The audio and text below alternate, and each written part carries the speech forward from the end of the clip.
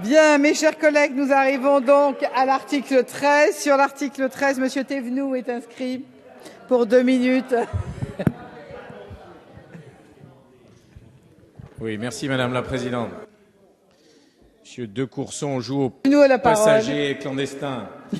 L'article 13 porte diverses dispositions en matière de mise en conformité communautaire en matière douanière. Mon intervention portera sur l'importation des produits du tabac. On va passer au 1er janvier de 5 cartouches par véhicule à 10 cartouches par personne dans la limite de 5 personnes par véhicule et de 50 cigares à 1000 cigares par personne. Cette mesure de libéralisation de l'importation des produits du tabac imposée par l'Europe pose, Monsieur le Ministre, 3 séries de questions que je voudrais vous soumettre.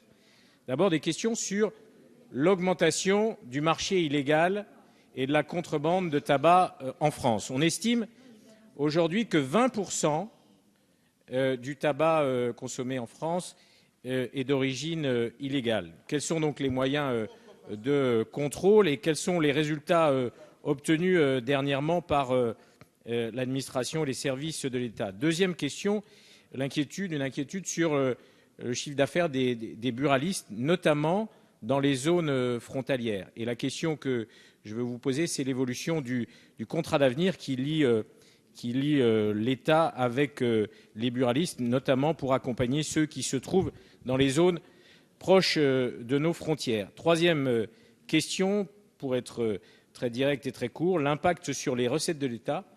Une étude de la direction du budget qui date de 2011, je crois, faisait apparaître un manque à gagner, une perte de recettes pour l'État de près de 2,5 milliards d'euros suite aux achats transfrontaliers en matière de tabac.